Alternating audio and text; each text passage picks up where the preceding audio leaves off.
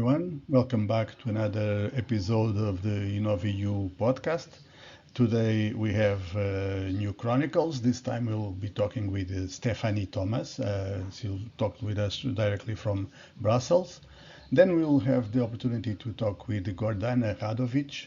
She'll be talking with us from Croatia and we'll be exploring her experience and she has a lot of good advice for newcomers. While Stefanie will talk a lot about her experience in cultural programs. She'll be talking more about the training programs. And finally, we close with the analysis of an open call for Interreg Europe. So I hope you enjoy it. Bye. So good morning. Thank you for being with us, Stefanie. Good morning. Thank you for having me, Fernando. It's a pleasure to have you, and I'm pretty sure that you are aware that there is something called EU-funded projects, right? You know about Yes, that? this has been my world for the last 8 years. So Wow. very much immersed in the entire project cycle, whether it is bringing stakeholders together, whether it is coming up with innovative ideas, working through that, drafting proposals, implementing those that we have won, relating to the project management aspects, but also relating to the, communication and dissemination of these projects, which is very important, as well as supporting wider aims of the projects. And then, of Before course, you go any further, please introduce yourself. Where are you based? What's the name of your organization? Talk a little bit about yourself, please. Okay, well, my full name is Stefanie Thomas Gilbert Roberts, and I am Director of Strategy and Projects at CUMEDIAE, Culture and Media Agency Europe, which is a non-profit consultancy based in Brussels, Belgium. We work for the promotion of the cultural and creative industries, or the cultural and creative sectors in Europe and beyond. And we exist at a very interesting intersection. So it is from applications in digital technology to research into inclusive and sustainable economies. We have supported statistical development of tools to be able to strengthen the infrastructure. We participate in supporting cultural diplomacy efforts of Europe and beyond. So and beyond that, we also support artists very strongly in the work that we do. Okay, Yes. so you've been doing that for some time, you just told us. From what you're describing, I would say you probably work with the Creative Europe, Digital Europe, that kind of projects. What's your experience? So yes, so we have worked very strongly in Creative Europe. We also have been a part of Horizon projects, and we have been supporting various framework contracts relating to INTPA, for example. Yes, so I mean, the thing about cultural and creative industries is that it impacts whether it is research and innovation, policy frameworks, it impacts citizens' equalities, rights and values, it impacts regions, it impacts international relations. It cuts across so many of the various DGs and the various considerations that are so important within the European ecosystem. Yeah, it's quite across the board. Yeah. Yes. So you've been doing that work. You have been doing this kind of projects. Give us please, some examples of projects. Maybe your favorite one. I don't know. Examples of That complete is so projects. that is so difficult to name a favorite project. You don't have a favorite one? For different reasons. I like different projects. So my education, I have so at my educational background, I have a master's in economic development policy, and I have a master's in corporate governance and law, which means that on one hand, for example, the Horizon Project, we did developing inclusive and sustainable economies, which really delved into research and looked at statistics and looked at, gave an idea of quantifying, how people value the cultural and creative industries. It is very, very stands out to me. And this was a Horizon 2020 project. Also,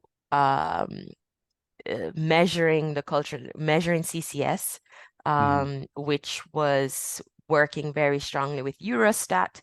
I worked in terms of on stakeholder engagement for that. So we did a hackathon as part of this, and we brought together stakeholders from the cultural sector across Europe, in terms of public sector across Europe, and we also brought stakeholders in the culture and creative industries ecosystem through Cultural Action Europe and various other networks that are practically implicated by the research that is being done. So being a part of that was really quite dynamic and really quite impactful. Right now, in terms of the Creative Europe projects, there is one that is particularly close to my own identity and because on one side, as I say, education wise, you've heard my background, but I'm also an artist practitioner. So I danced with the National Dance Theatre Company of Jamaica for almost 10 years. And so that, dancing is a very important part of who I am. So I understand, the praxis of what it means to have projects supporting the arts, and also I am native to Jamaica in the Caribbean, and so we are doing a project now at the confluence of that called Manifest, which is reimagining the history of the transatlantic trade of enslaved persons within the European perspective from an artistic perspective.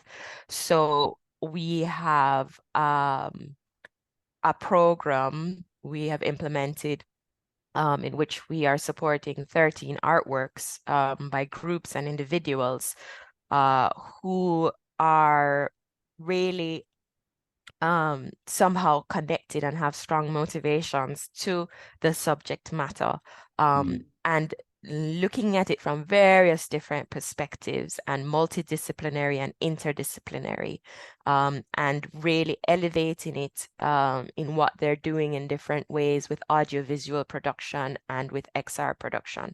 So it's really cutting edge. It's really interesting. How it has come together is not something that has been done before. And this was something that started with an idea that grew out of a conversation in our own offices at CUMEDIAE with myself and our co-founder Ignacy Guardans.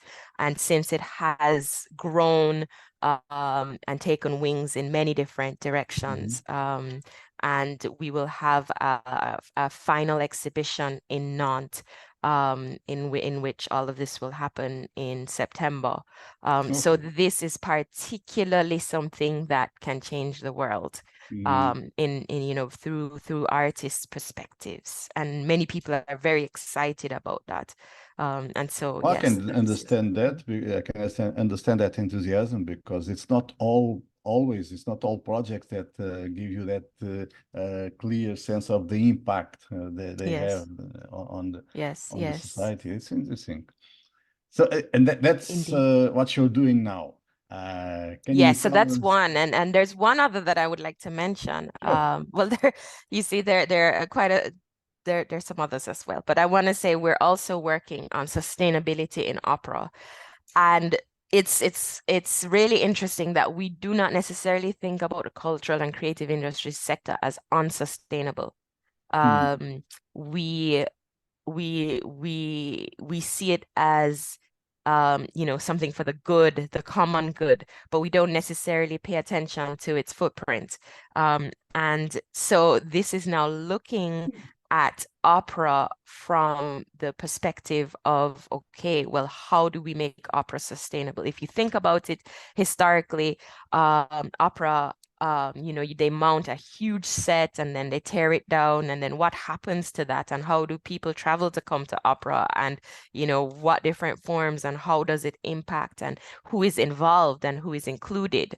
So all of these different like ecosystem approaches intersect when we're speaking about opera and in Butterfly, Project Butterfly, which is the project that's dealing with opera and sustainability, we have included the voices of young high schoolers. So they have actually studied some issues with sustainability and come up with ideas and come up with concepts that will be turned into an opera.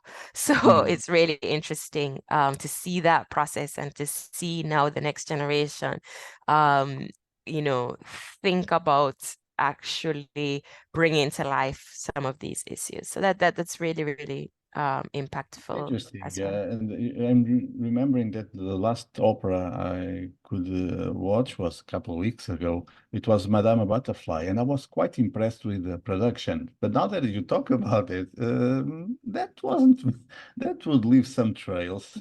That, yeah. You can imagine because it's yeah, so many different aspects of it. And so, the question is even digital, does a digital That's the approach make it customs, more everything. exactly more inclusive? And the question is, I would ask you, who was the audience? So CUMEDIAE worked on an audience development strategy for that. And a lot of the feedback that came out of that was that um, the audience is aging in many regards. And there's this dynamic. You have some opera houses that are making a huge effort to bring young people in and with innovative ideas, and we see those as best practices. But generally speaking, for it to be sustainable, it also needs to be inclusive. Hmm. So, there's so many different Yeah. considerations about that. How does the audience come to the event? How did you get to your Well, actually, event? I took the subway, so Fantastic. kind So of at least not too at bad. least at least public transportation. But yeah, so there's some countries, for example, that give incentives or give discounts to tickets to people who come by green transport. Well, we've been talking about the past and the present. So I want to end with talking about the future. What are your plans, your aspirations? What would you like to be doing in the near future? Well, this is the world is evolving, and there's so many different points of need, and there's so many places that you know uh, you can make an impact. And so I mean, one of the things that I would like to say is that I've been doing more and more research. I'm a part of I worked very closely with Dr. Hicklin Gordon, who is a researcher out of Kingston, Jamaica. And we've been looking a lot at South-South dynamics in terms of, developing networks of culture. And this is something I would like to also explore, more of. And also I would love to see CUMEDIAE, bloom and grow, and to do things at the intersection of culture and digital, because with AI, with that, it affects so many different considerations of artistic output, of the rights of cultural and creative industry stakeholders. And to be at the intersection of that is very, very interesting. We have applied for various different projects now. So we are looking also at media and how media impacts, what happens in media literacy, etc. So we've done projects in the past on that, and we're looking towards the future with partners such as Gerador in Portugal, really looking at seeing how news can be more democratic, for example. Personally, issues of corporate governance are very, very much something that has never left my consideration. And so personally in the future, this is something that remains core to who I am and to my own personal pursuits. So I mean that we will see one step at a time, but there's so much to be done and so much to explore. And I really value each and every project, each and every interaction, working across borders with our European partners, with our Caribbean partners, with our Asian partners, with our African partners. We really do have quite a dynamic, interaction. Do you have an idea about what's your impression about the Bauhaus initiative? It's so critical. It's so important, and it takes into consideration, of course, sustainability, at its essence, and it informs every proposal we make now. It does, and in terms of we have worked closely in the past with the creative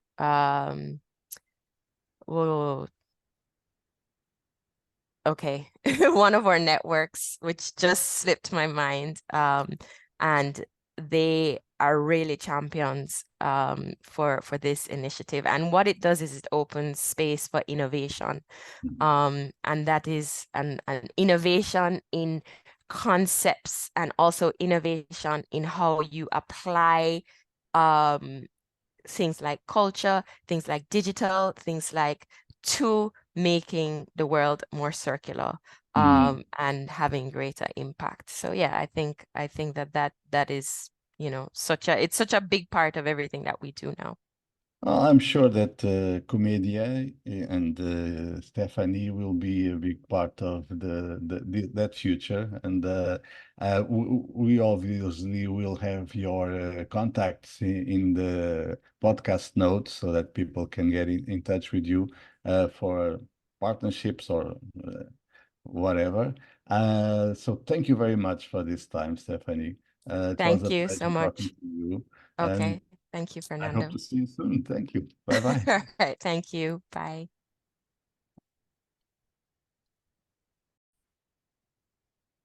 It's on. Okay. So good morning, everyone. Welcome back to InnovEU. Today we have some chronicles from Croatia. We have with us Gordana Radovic. Radonic.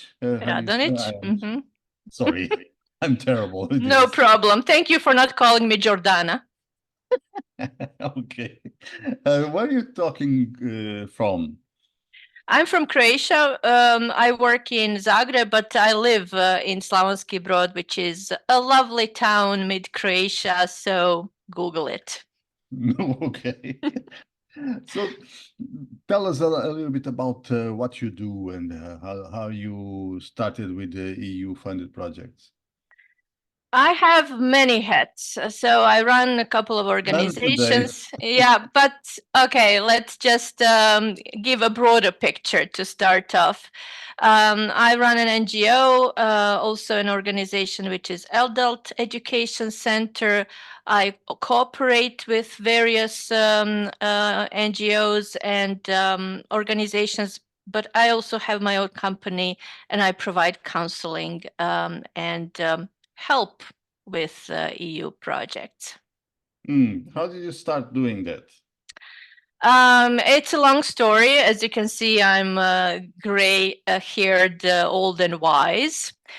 So for today, we actually have our topic to be the beginnings. So how to start with EU funded, and when I say EU funded, I mean international projects, not national, because that's a bit different story.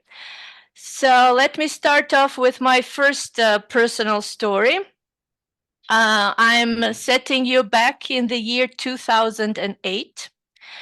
And you have to bear in mind that at that time, Croatia was not an EU member. And at the end of 2008, we heard the rumor that that our national agency for Erasmus Plus, which was lifelong learning program at that time, was being established. At the time, I worked at one big company, Adult Education Center, and I was an English teacher and quite happy doing that job, by the way. So one day, a top manager came to me and said, like, you kid, you speak English very well. You're going to do EU projects for us. And I said, well, okay, thank you very much. So I had a chat with some of the colleagues and one head of the department which dealt with senior education. Had some contacts in Slovenia and cooperated with one organization there. And they sent her the contacts of one organization at the Ulm University in Germany that also had similar target group. So I sent an email to the lady in charge in Ulm saying, we are a big organization in adult education in Croatia, and we want to cooperate and start off our Erasmus Plus projects. So yeah, they were quite nice, telling me, yeah, sure, but you know, it's December, so the holidays are approaching. Let's meet the beginning of January. We are back in the office at 6th or 7th January, something like that. Okay, that was lovely. I went to my immediate boss, telling him what's going on, and he booked me a flight ticket and a hotel. So yeah, at the beginning of January, I found myself in Ulm, and sure enough, I knocked at the door of this lady's office, like, ta-da, here I am. So I'm Gordana, we spoke 2 or 3 weeks earlier, and I'm here for the meeting. So yes, they were a bit surprised, I should say. Yes, but I think that they also, I wouldn't say be impressed, but they were really glad that I took the initiative. I should say that.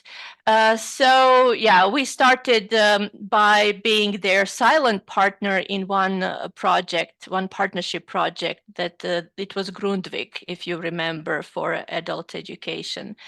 And to my knowledge, I think that was the first adult education partnership partnership project in Croatia. So yes, I'm a pioneer. And we had several projects with them, also in Erasmus or lifelong learning program, as I mentioned, but also Europe for Citizens for Europe, something like that, which was predecessor of SERVE, which is now Citizens, Equality, Rights, Values program for civic organizations mostly. So yeah, that was one story of one beginning, personally and professionally. But I'm not really suggesting that every new organization, a newcomer, should take this type of initiative and show up like, knock, knock, here I am. Of course, nowadays we have these tools at our disposal, like Zoom that we are using now. So it is, I should say, a bit cheaper. But my advice would be to take the initiative and really contact potential partners, set the meeting, talk about yourself, get to know each other.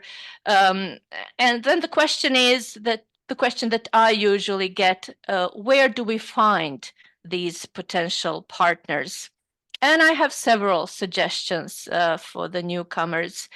So you can check if you're interested in Erasmus Plus program. There is the webpage results of Erasmus Plus. So search these results Erasmus Plus. There you can find information about all the projects, or at least last 10 years, that were implemented or are being currently in implementation. And in each project summary, you have on the side contact information of the lead partner or coordinator, and also partners. That is a huge database, right? It is. You can search it by topic, by keywords. If you're into youth, then you can also select this sub-program. So it is very, very useful. Also, national agencies have not just information, but they also organize workshops sometimes, and that is really useful. That I'm an old school, so I'm all into meeting people in person. So this is great. Let me the devil's advocate and say that that will depend a lot. That will change, vary a lot with the national agencies. They not frequently, but they do organize not webinars, but workshops in person. And also there is this platform Salto Youth, and also Salto Training, Education and Training. So there you can have you can apply also through your national agency, but there you can find calendar of trainings that are happening. So this is a great way to meet people in person. And if you're interested in another programs like SERVE or Creative Europe, at the EU funds funding tender and funding platform, you can also find calls, and some organizations publish calls for partnerships. So that's another great way to make first contact, to make introductions, and to write their own chronicles like you're doing. But tell me, ever since you started, have you been working only in Erasmus projects, or have you been doing other kind of projects? Actually, I have more experience in national projects, in IPA before European Social Fund, and also then a European Social Fund, because my background, as I said, is in education and civic sector. But I have experience in Erasmus Plus, and I prepared projects for SERVE and for Creative Europe. So this is like my three programs that I prefer. But what I wanted to share with you is yet another beginning story, because my career shift. Please share with us, but don't forget you also need to share where you get that lovely scarf. Oh yes, so accidentally, this was bought in Portugal, in Lisbon, and Fernando was a partner in one project which I loved, and this was one of the first projects in my, let's call it second career. And I want to share a story of the new beginnings when I established my own organizations, and when I found myself listening to the advice that I just gave you. So I was quite diligent in finding partners, sending these introduction emails, preparing PIFs, so partner information form, a lovely Word or PDF document saying that you are wonderful and that you do almost anything humanly possible. So yes, and I must say that I did not get any replies. No? So yeah, shockingly. So I decided to have a partner in crime, my colleague and dear friend from Bosnia and Herzegovina, and she also established an NGO, so we teamed up. So together we sent emails saying we are great and we are hardworking and we know a lot of stuff. We have new organizations, but we are old, wise, and very skilled. Please take us into your consortium. And one lady from Greece, a very big organization, very successful in EU-funded projects, just replied like, she was really nice, but saying like, what do you want? Do you have a project proposal? And we were like, no. So that was an eye opener and like a paradigm shift. You cannot get something for nothing. So yes, we teamed up and we prepared a project proposal, and first of all the outline, the concept note. And that was the whole different story. Now you are showing two things. First of all, that you are willing to roll up your sleeves and do the work, and that you are serious about it. So I believe that it's a completely different perspective from your potential partner, how they view you. Luckily enough, we were successful in this proposal. And from there on, it was easier to build the network because you are starting by giving and you're starting by doing the work. So start In by my giving your advice. Yeah, I'm all into participation, that all partners do the proposal together. Realistically, some of them do more work than the others, and that's really fine. But as a newcomer, I believe that you really need to show that you are serious about this. And otherwise, why would anyone take you into their partnership? Sure enough, there are billions of Facebook groups that a week before the deadline post like, we are looking for the last partner for this and this partnership. It's risky. It can turn wonderful. It can turn really on the opposite side of this spectrum. You should really decide whether you want to go in such a risk situation. But my advice would, I'm sort of like taking the safe route rather than going into. But if you really do not have a choice and you really want to get yourself out there, sure enough, try it off. You can always back off. Well, now that you have created your own organization and you told us a little bit about how you started twice, let's talk about the future. What are you looking for?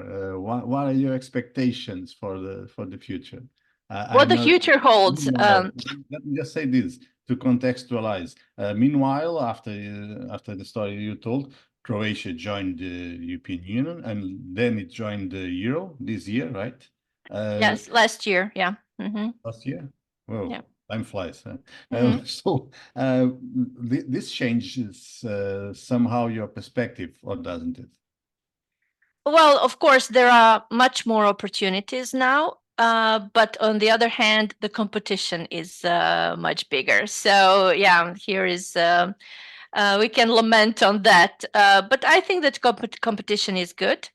So it makes us better. And what I would love to see even more in a future European project is that we focus more on the results and the impact of the project, rather than just telling beautiful story or a novel at 100 pages in the project proposal. I actually prefer like Serve or Creative Europe, where you have, and for many other programs, as I understand, you have the project proposal on 50 or 70 pages. And then if you have like 10 partners, then you really need to be skillful into summarizing and really focusing on the important rather than giving elaborate story. And I really hate it when I get the feedback from the evaluators of Erasmus Plus partnerships, like, you should provide more detail on something. And I provided like 25,000 characters. So how much more detail do you want me to be? But yes, I think that we need to focus on the results and the impact. And do you think that the project you did so far had a positive impact on? I should hope so. And why I am here in the first and last place is for the people and because of the people. Now I sound like a politician, I know, but I truly believe that the best value of everything is building the partnerships and building friendships. So I consider you my friend, and that is one of the best things that happened in the project, and also really touching other people's lives, so that you actually make some positive shift in the life of a final beneficiary. That might sound like idealistic or maybe a bit naive or cheesy, but yeah, I believe that that should be the ultimate goal. So you'll be looking forward to partner up for Erasmus, Serve, and the Creative Europe. That's your yeah, field. These are like three programs that I'm into when it comes to international projects. Some people do a lot of things, and even in their scope of topics, they do a lot of things. I'm not so much into multitasking and doing a lot. I try to focus on a couple of things and be good at that. So yes, and I'm not an artist, and I don't have an artistic organization, but I love working with artists because they have completely different way of thinking and viewing the world. So I enjoy helping them in preparing projects for the Creative Europe. And as my organizations are into education, so we are here limited into a couple of programs in that regard, and also national funded projects as well. I'm sure that a lot of NGOs in particular have problems finding funding, so they are sometimes forced to do a lot of things. But yeah, I would say try to focus on a couple and be good at that and build your network. Okay, thank you very much for this time, Gordana. I'm sure Thank that you for having me. Croatian artists will have a very good experience with your future projects. We always leave your contacts, the guest contacts in the show notes, and I hope to see you very soon again. Thank you. Yeah, thank you. Everybody can contact me on my LinkedIn profile, Goga Rad. So I shortened a bit my Gordana Radovic first name and the last name. So just Goga Rad. My Gmail is the other way around, radgoga, gmail.com. So I invite interested parties to contact me, and I look forward to our further cooperation, and invite me again. I will shoot through the wheel. Thank you. Bye-bye. Thank you so much. Bye-bye. Are you ready to make a difference in regional development across Europe? The Interreg Europe third call for proposals is now open. This call supports interregional cooperation projects that bring together policy-relevant organizations from different European countries to tackle common regional development issues. Who can apply? Public authorities, public law bodies and private non-profit bodies from the 27 EU member states, as well as Albania, Bosnia and Herzegovina, Moldova, Montenegro, North Macedonia, Norway, Serbia, Switzerland and Ukraine. Private non-profit bodies cannot be led partners. Projects must involve partners from at least 3 countries, with at least 2 being from EU member states. Your partnership should represent at least 4 out of these 5 geographical areas: North, East, South, West and candidate countries. Expected outcomes include improved policy instruments, enhanced regional development and strengthened cooperation governance. Projects should focus on areas such as smarter Europe, greener Europe, more social Europe, more connected Europe and Europe closer to citizens. The total budget for this call is up to 40% of the overall Interreg funds budget, approximately 130 million euros. Co-financing rates are up to 80% for public bodies and 70% for private non-profit bodies. Important dates to remember. The call opens on March 20, 2024 and the deadline for submission is June 7th, 2024 at 12 p.m. CEST. For more details and to submit your proposal, visit the Funding and Tenders portal. Join us in shaping Europe's future. Apply now and make a difference.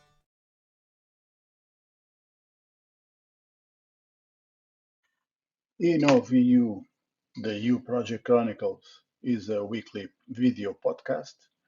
Please subscribe the Polixdocs newsletter to receive every podcast episode. And if you like receiving it, please press like in whatever platform you are watching or listening. Also, please share InnovEU and Polixdocs with anyone you feel will enjoy it. Credits, author and host Fernando C. Gaspar, music Hugo Gaspar, Lisbon, Portugal, 2024. Reach us by email or DM.